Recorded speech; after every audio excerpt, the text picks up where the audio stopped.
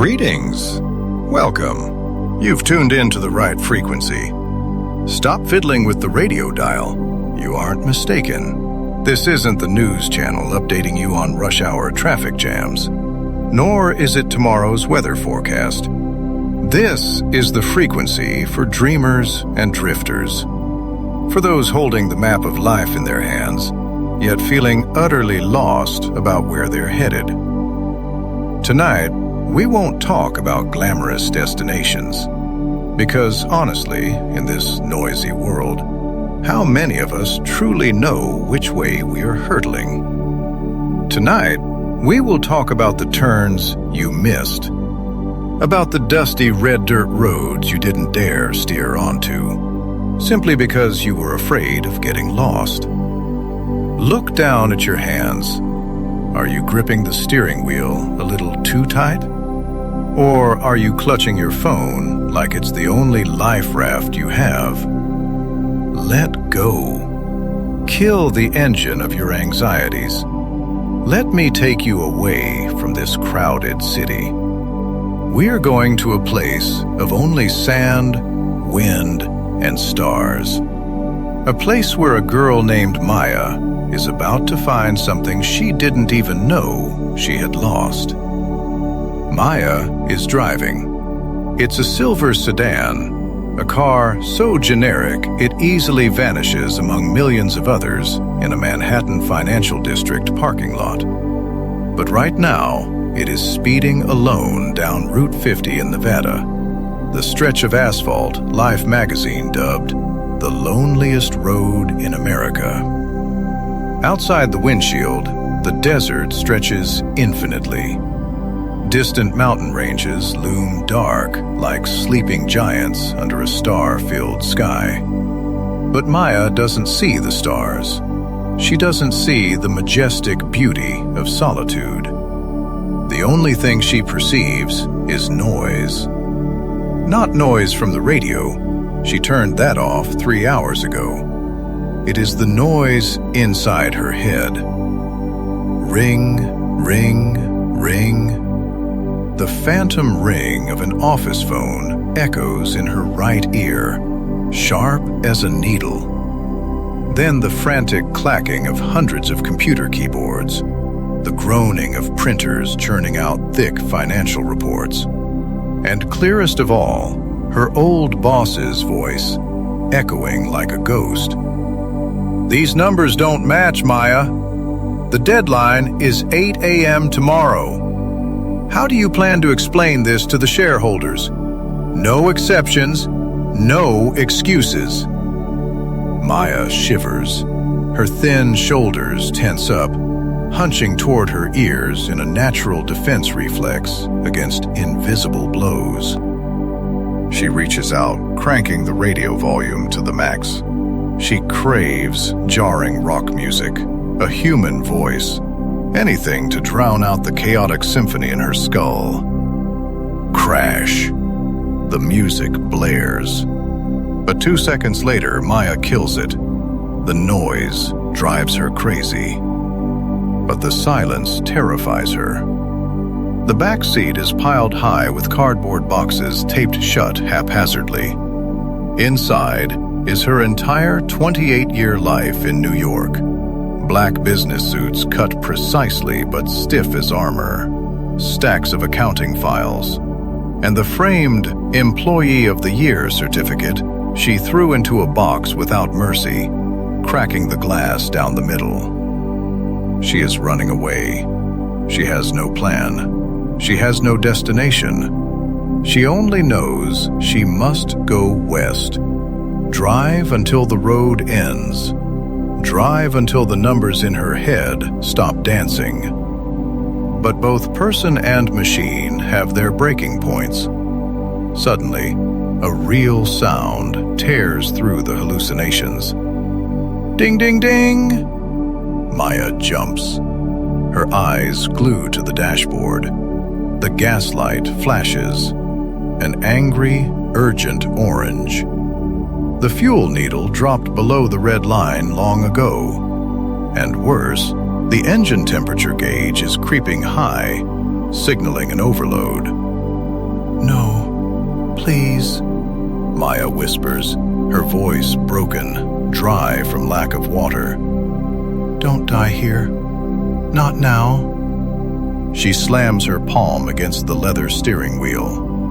In the middle of the Nevada desert, running out of gas isn't just a traffic incident.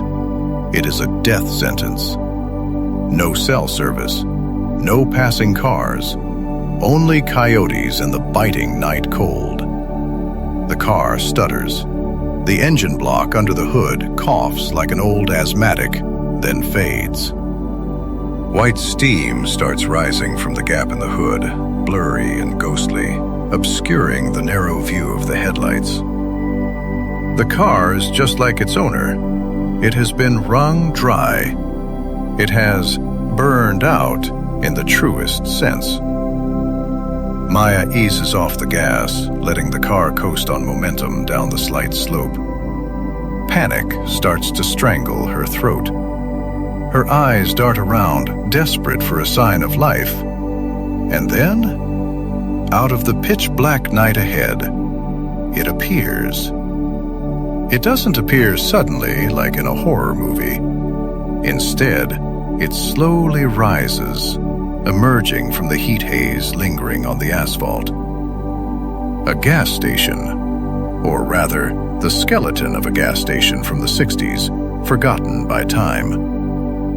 No flashing red and blue LED signs inviting you in. No convenience store brightly lit by cold, white fluorescent tubes.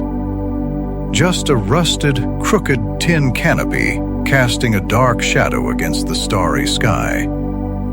Beneath it stand two old fuel pumps, the kind with mechanical number dials that spin, click, click, with every gallon. And the only light source comes from a round, incandescent bulb hanging from the porch of the small wooden house next door. The bulb emits a murky yellow light, swaying in the wind, making the surrounding shadows stretch and shrink, dancing a bizarre waltz on the sandy ground. It looks lonely. It looks like a way station between the world of the living and somewhere further away. A liminal space. But to Maya right now, it is paradise. She turns the wheel. The tires leave the smooth asphalt, crunching onto the gravel layer spread before the station. Crunch, crunch, crunch. The sound of crushed stone rings out crisp, breaking the desert's 1,000-year silence. The car crawls forward, slowing, then stops dead in front of pump number 1. Maya turns the key, kills the engine. Tick, tick.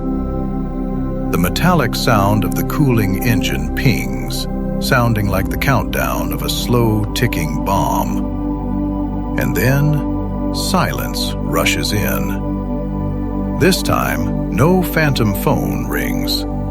The desert silence swallows everything, wrapping around Maya, heavy but strangely comforting. She sits still in the car for a moment, hands still gripping the wheel, rapid breath fogging the windshield. She looks out. Here, in this void, will she find an exit, or is this the end of her escape? Maya opens the door. Her foot steps onto the cold ground. When Maya's high heel hits the gravel, a strange sensation runs down her spine. The air here is completely different from the sterile AC inside the car. It is rough, cold, and dense. Maya takes a deep breath, trying to soothe her tightening chest. A strange scent rushes into her sinuses.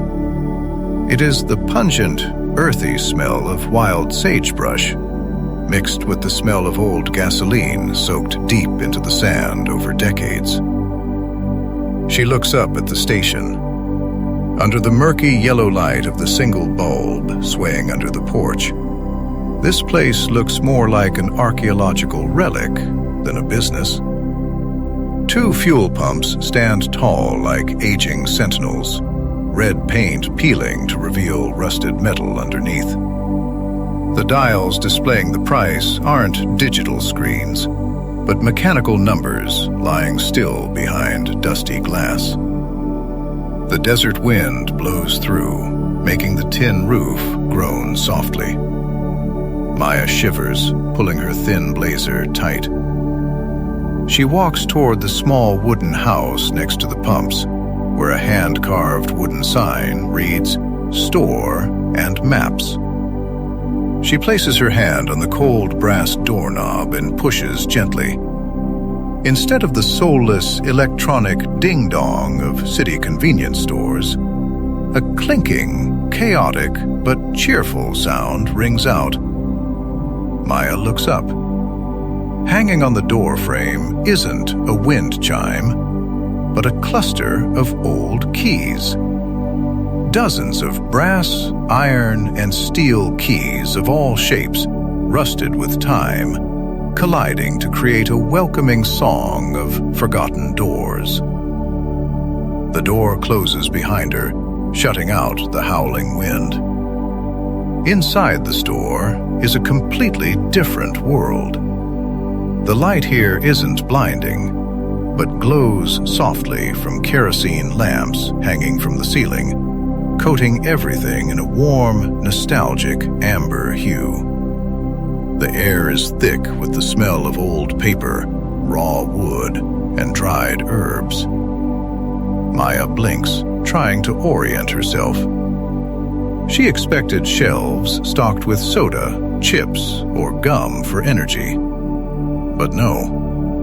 The oak shelves running along the walls hold things that make her frown in confusion. She steps closer to a dusty shelf. Neatly arranged in small wooden boxes are matchbooks. On the cover, instead of a brand logo, is a drawing of a tiny flame burning feebly with handwritten script. Matches to rekindle extinguished passions. Next to it is a hexagonal glass inkwell containing a shimmering, dark purple liquid.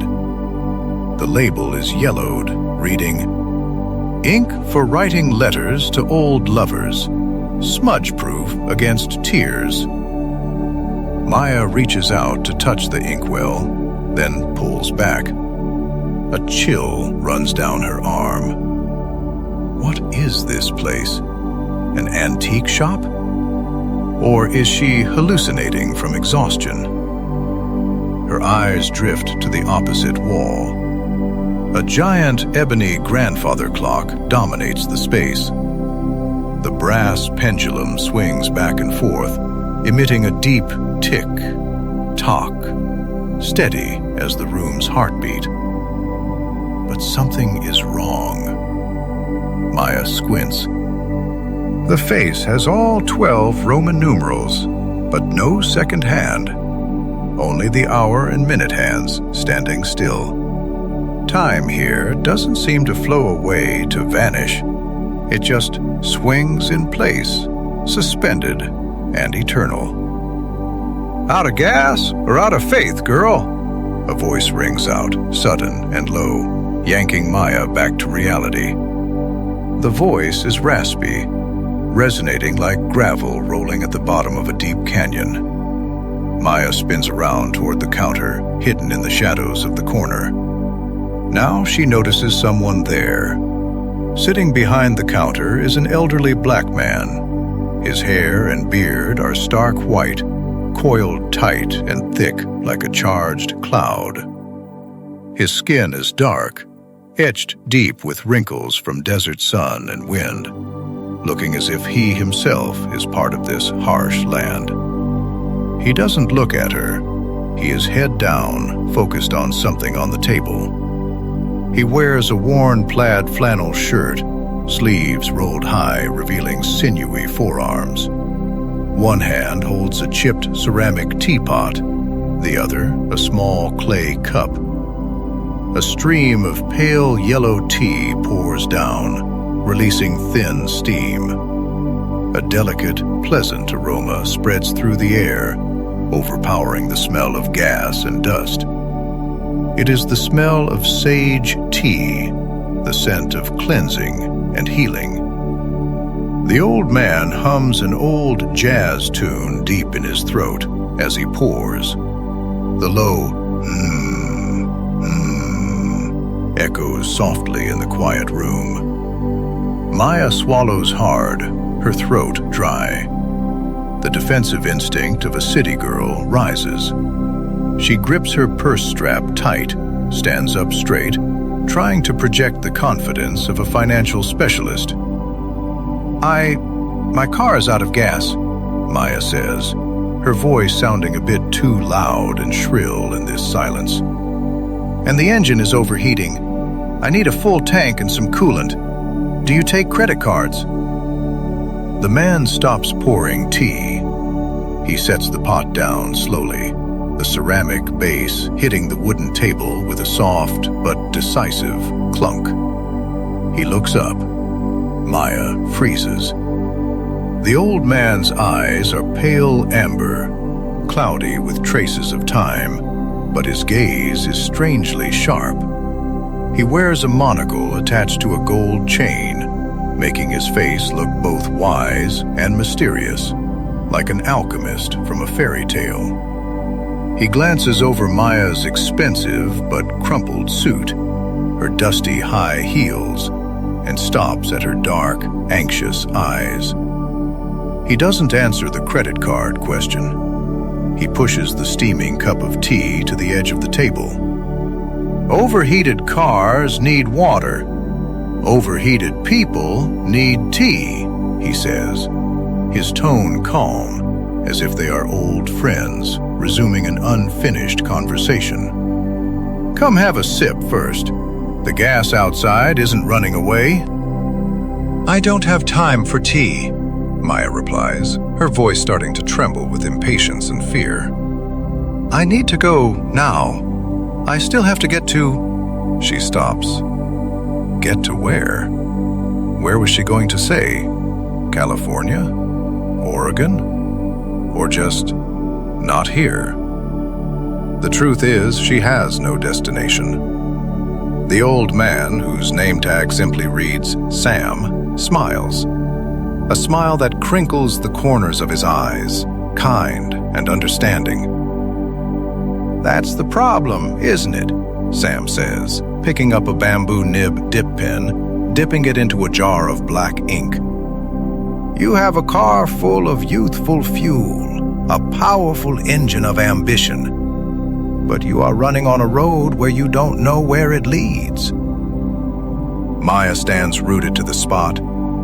Sam's words aren't an accusation, but like a needle popping the balloon of suppression inside her. She feels her chest tighten. She slowly moves toward the counter, drawn by an invisible gravity. On the large glass table in front of Sam is not a ledger or a cash register. Spread out, there is a giant map, edges frayed and yellowed. But strangely, the lines on the map seem to be moving slightly under the lamplight, as if the ink is still wet and drawing new routes on its own. Who are you? Maya whispers, her voice shrinking, New York pride dissolving before the magnificent and mysterious presence of this man. I am Sam, the old man replies, eyes back on the map, hand moving the nib to draw another soft curve on the paper. People call me a gas station attendant, but I prefer to be called a cartographer. I don't draw land, rivers, or mountains. I draw turns. He stops writing, looking up at Maya through the monocle, his gaze drilling into her soul. So tell me, girl, are you looking for a way forward? Or are you looking for a way back? Sam's question hangs in the air, heavy as a storm cloud before the rain. Looking for a way forward, or looking for a way back? Maya takes a step back, her heel hitting the wooden counter base with a hollow thud. Her self-preservation instinct kicks in hard. She is a senior financial analyst in Manhattan. She lives in a world of precise numbers, linear growth charts, and 5-year plans. She has no time for Zen riddles or word games from an eccentric old man in the desert.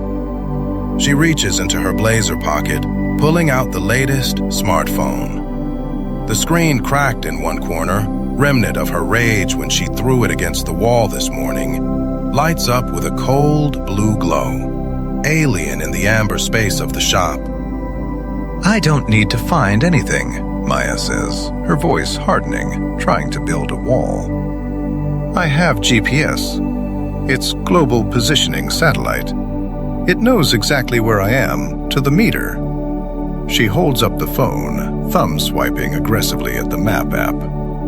But the screen only shows an endlessly spinning circle. No signal, no data. Just the words, "No service," blinking mockingly. Sam chuckles, a guttural, deep laugh rumbling from his chest, sounding like an old truck engine starting on a winter morning. "Satellites see the roof, but not the person living under it," he says, putting down the pen. "Your GPS shows you the fastest way to where you need to go. But here," he bends down under the counter. Old joints pop. He pulls out something long, cylindrical, covered in cobwebs and red dust. "Here, I have this to help you find the way you want to go." Sam blows gently. Whoosh. Dust flies, swirling in the lamplight like gold glitter. He places the tube on the glass table. It is an old leather map tube, the brass cap tarnished green with oxidation. Maya intends to turn and leave. Reason screams at her to go to the car, sleep, and wait for daylight. But her legs don't move. There is a magnetic pull from that map tube, holding her fast. Sam opens the cap.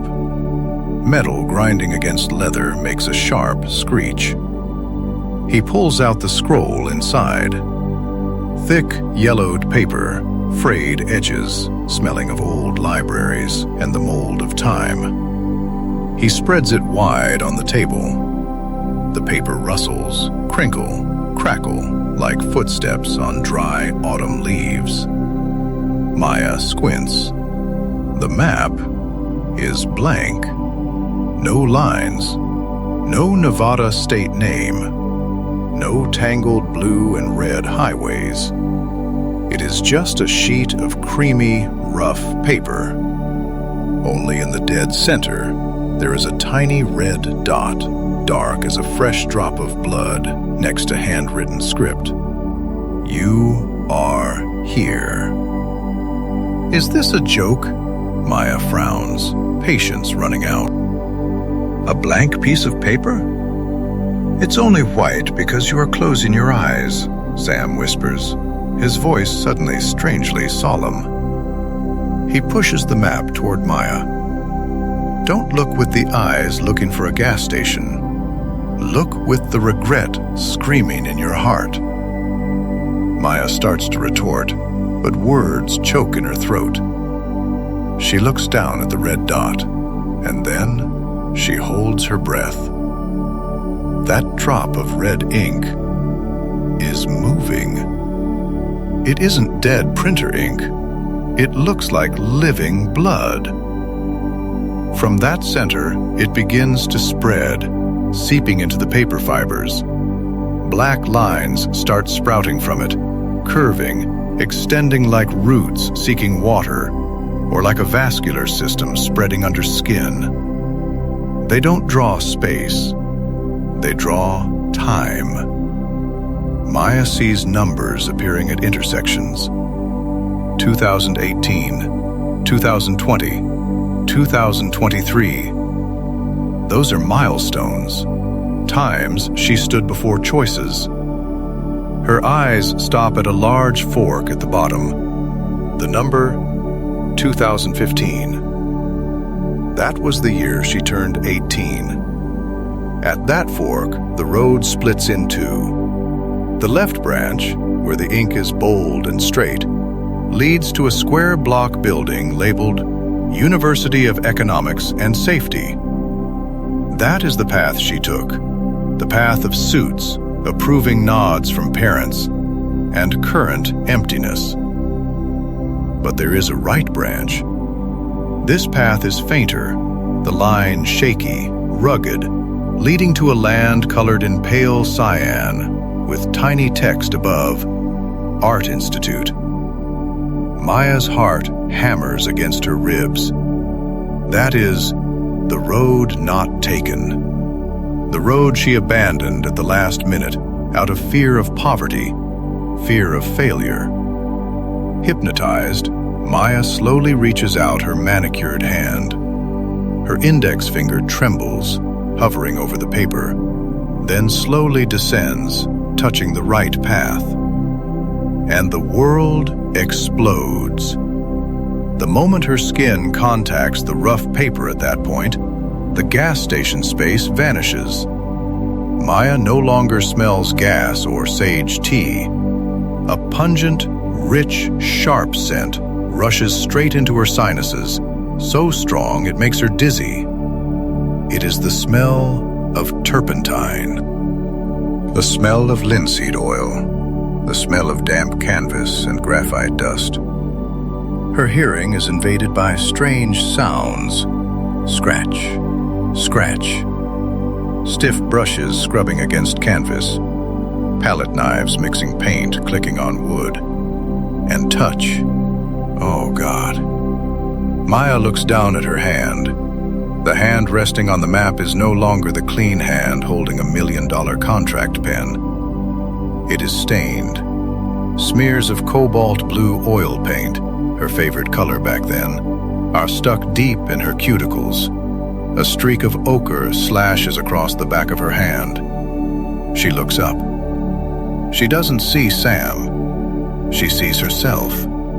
Another Maya. A 28-year-old Maya, but not in a suit. She is wearing baggy denim overalls, covered in chaotic splashes of color. Her hair is tied in a messy bun with a charcoal stick. She is standing in a cramped, messy studio apartment, afternoon sun slanting through a dusty window. The room is poor. There are instant noodle cups in the corner. But on the easel is a vibrant painting nearing completion. And most importantly, Maya sees that version's face. Her eyes are shining bright. Her mouth is smiling, a radiant smile, not forced, not calculated. A smile of a free soul. The happiness from that image radiates to the real Maya, powerful and painful like a sweet knife cut. It wakes up every artistic cell she has starved and killed for 10 years. No, Maya sobs. She jerks her hand back as if touching hot coals. The illusion shatters. The smell of paint vanishes, returning the dry desert dust. The brush sounds die, leaving only the slow tick-tock of the seconds-less clock. Maya stands there, gasping. She looks down at her hand. It is clean, no blue paint, but she still feels the ghostly presence of that color on her skin, hot and haunting. Tears well up, uncontrollable. She isn't crying from fear. She is crying from loss. She just saw who she could have become. And the pain of realizing she betrayed herself is more terrible than any failure at work. Why? Maya screams, her voice cracking in the quiet space. She slams her hand on the glass table. Why did you show me this? To mock me? To laugh at me? She covers her face, shoulders shaking. I missed that turn. I can't go back to 2015 anymore. It's dead. That dream is dead. Sam sits still, unmoved by the young girl's emotional storm. He looks at her with eyes both stern and forgiving, like watching a child learning to walk and falling for the first time. "Who told you it is dead?" he asks, voice calm but resonant as a temple bell. "And who told you a map is only for reviewing roads already taken?" Sam doesn't rush to answer Maya's desperate question. He slowly lifts the teacup, blows the thin smoke gently, then takes a sip. His calmness is like a large boulder blocking the flood of emotions surging inside her. He sets the cup down, extends his sinewy arm across the table, and uses his calloused index finger, blackened with old ink stains, to tap lightly on the map. Tap, tap. He doesn't tap on the 2015 fork. He taps on the glowing red dot in the present. "Silly girl," he says, voice warm, holding no mockery but the tolerance of a father. "Look out that window." Maya turns her head to where he points. Outside the dusty glass, under the silvery moonlight of the desert, a Joshua tree stands tall. Its trunk twisted, rugged, branches reaching to the sky like pleading arms. There is a large branch that has broken off, the fracture old and dry, scarred over. "That tree," Sam whispers, "when a branch breaks in a sandstorm, does the sap flow back to the past to reconnect that dead branch? No, it heals the wound. And from that scar, or from the main trunk, it grows new branches, stronger, thornier." He turns back to look straight into Maya's eyes. "Your 18-year-old road is a dead end. It is a broken branch. You can't go back there to continue. But you are standing here, right at this red dot." Sam taps the map again. And this time, magic happens again. From the red dot, "You are here," the black ink starts to stir, not backward, but sprouting forward. Thin lines begin to emerge, probing, searching, like roots stretching into new soil. "The past is roots, girl," he says. "It is there to nourish you, so you know who you are, not a chain to bind your feet. You cannot change the roots, but you have every right to decide which direction this tree grows next." Sam bends down, rummaging in the oak drawer. A clattering sound. Then he places on the table, right next to Maya's hand, a small black object. "Draw. Draw your road." Maya looks at the object, a charcoal stick, not a sharpened wooden pencil.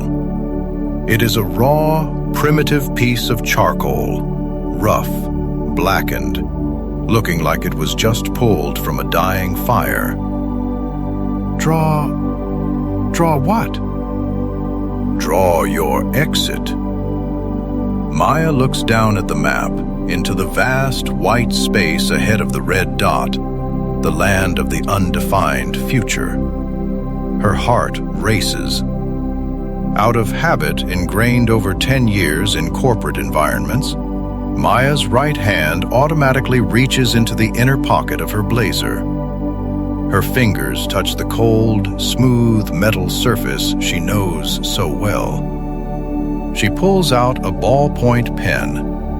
It is a gold-plated Mont Blanc engraved with her name. The pen she uses to sign million-dollar contracts. The pen she uses to cross out others' dreams on layoff plans. It is a symbol of power, precision, absolute control. I'll use this, Maya says, trying to regain confidence. She feels safer holding this civilized weapon. She places the gold nib on the rough map paper. She intends to draw a straight, neat, logical line. But the pen doesn't obey. The ballpoint slides uselessly over the coarse surface without leaving a single mark. Maya presses harder. Still no ink. She frantically scratches scribbles. Only colorless indentations appear, tearing the ancient fibers. The paper rejects her pen. This world rejects her facade. Maya stares at the expensive pen in her hand.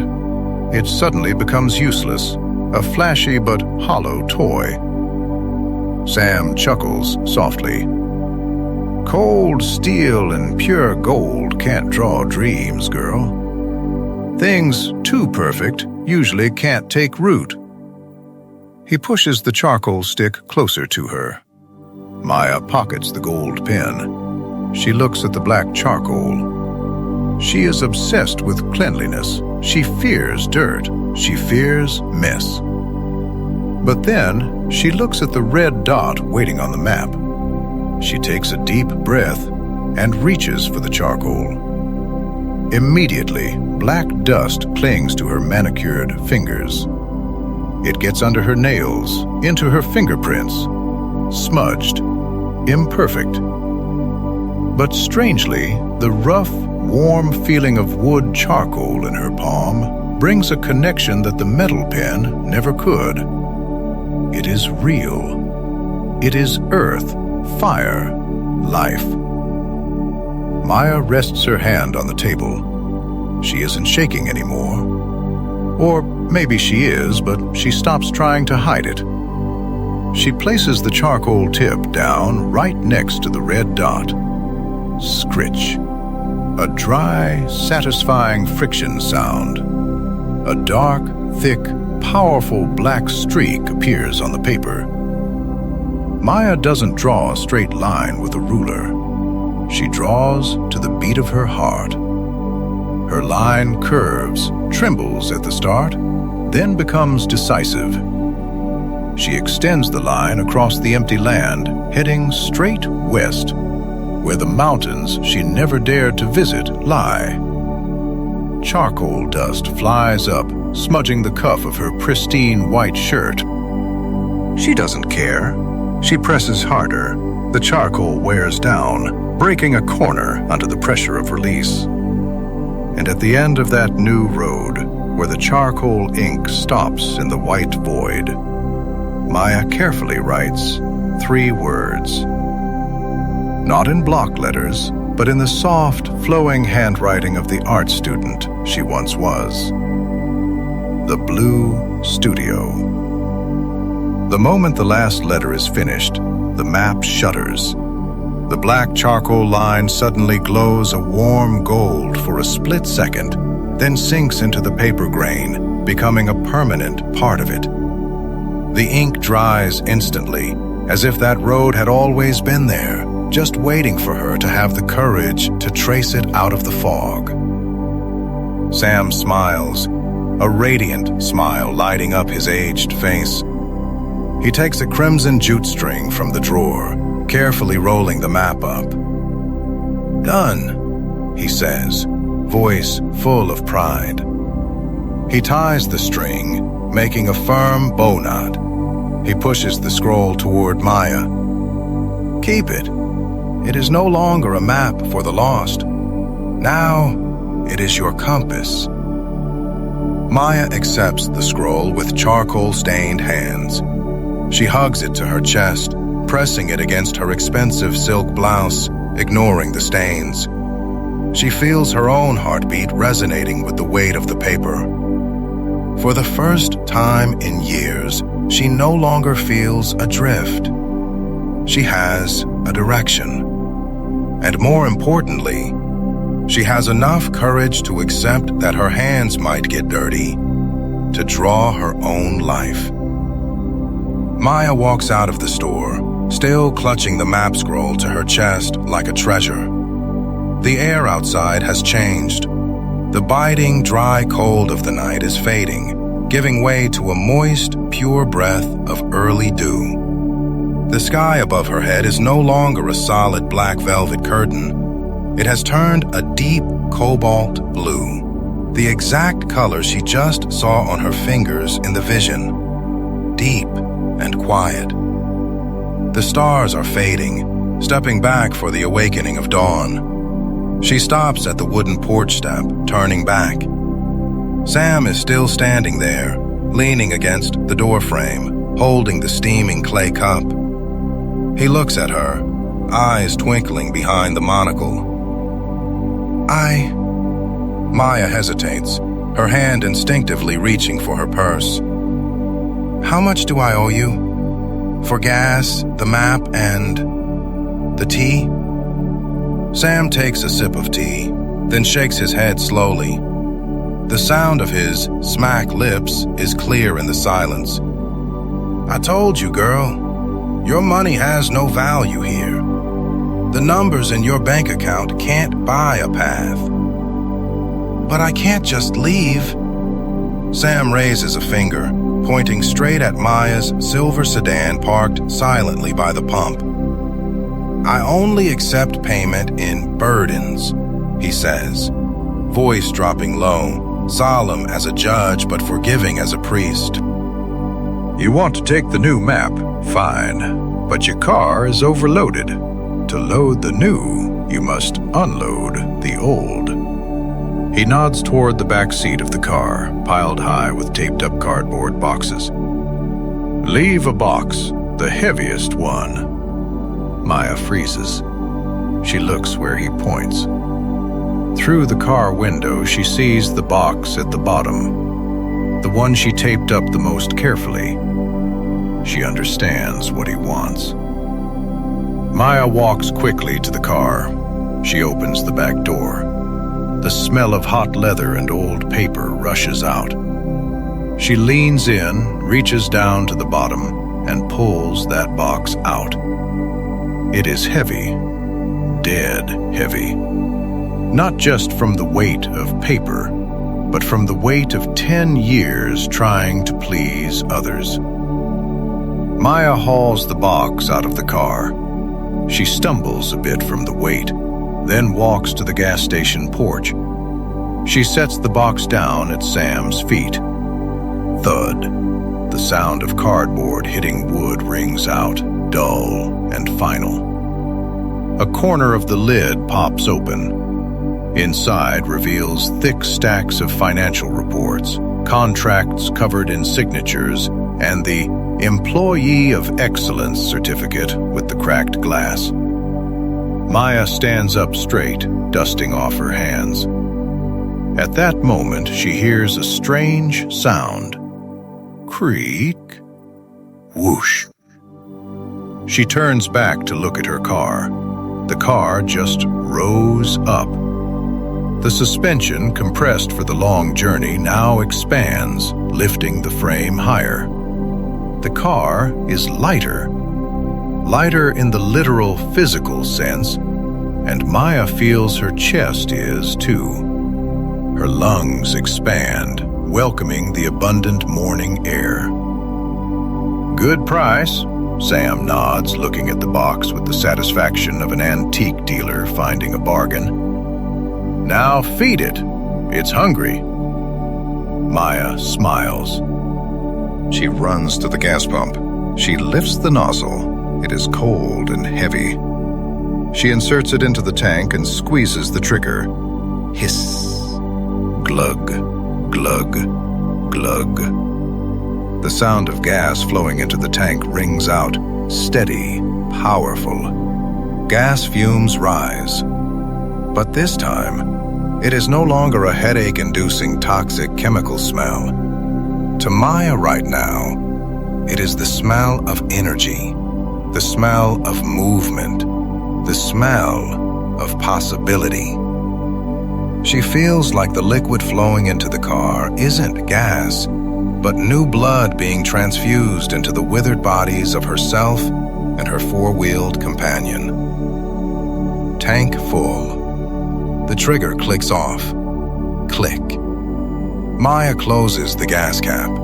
She opens the passenger door, placing the red Tide map scroll there, neat and respectful as seating a VIP. Ready, partner? She pats the scroll gently. Maya walks around the front, climbing into the driver's seat. She closes the door. Thud. A solid, safe sound. She puts her hands on the wheel. The leather under her palms feels the same, but the driver's mindset is completely different. She is no longer a fleeing panic. She is an explorer preparing to launch. She puts the key in the ignition, takes a deep breath, turns the key. Chug, chug, vroom. The engine roars to life instantly. Crisp, strong. The shudder of the car travels through the seat, running up Maya's spine, but not numbing like before. It is a resonant vibration, full of life and excitement. Headlights sweep bright across the wooden wall of the station. Maya looks out the window. Sam is still standing there, next to her burden box. He raises the teacup high, a silent toast. Maya nods back. She shifts gear, releases the brake. The car slowly rolls, tires crunching gravel one last time, then crawls onto the smooth asphalt of Route 50. In front of her, the eastern horizon is exploding. A brilliant orange line cuts across the purple-blue sky, like a crack filled with light lava. The sun is rising. Maya steps on the gas. The car shoots forward, heading straight for that halo. After driving a stretch, out of habit, Maya glances into the rearview mirror. She wants to see Sam one last time. Wants to etch the image of that strange station into memory. But in the mirror, only red dust. Dust curls up behind her car, thick, obscuring the view. And when the dust settles, behind is only the long asphalt road and sparse sagebrush. No gas station, no rusted canopy, no yellow bulb. Only the vast Nevada desert, quiet under the dawn. Maya blinks. She looks closer. Still just void. Her heart skips a beat. Did she fall asleep? Was she hallucinating from exhaustion? But then, she looks at the passenger seat. The old yellowed scroll, tied with crimson jute string, still lies there quietly. And on her hand, streaks of black charcoal dust still cling tight to her skin, smudged, distinct. Maya laughs. Her laugh echoes in the cabin, clear and free. Real or dream, it doesn't matter. What matters is the heavy file box is gone from the back seat. What matters is she is driving toward her blue studio. She reaches out, turning the radio volume knob. This time, she doesn't seek noise to fill the void.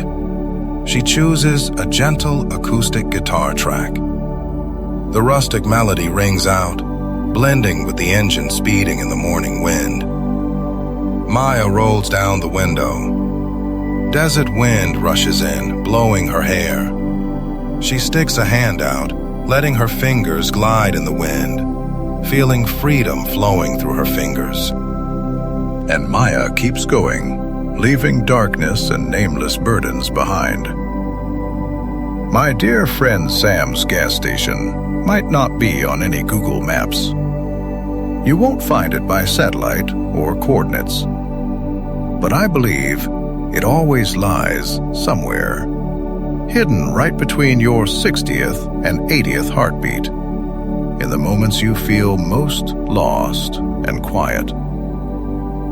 Tonight, before you drift to sleep, I want to send you a question. Try looking at your palm. If right now, right here, you had a charcoal stick and a blank map of your life, where would you draw the next line?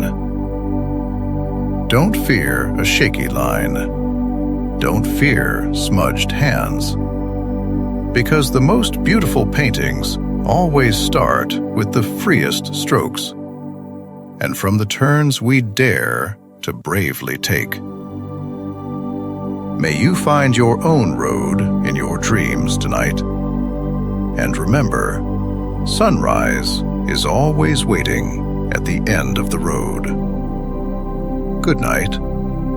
Use arrow up and arrow down to select a turn, enter to jump to it, and escape to return to the chat.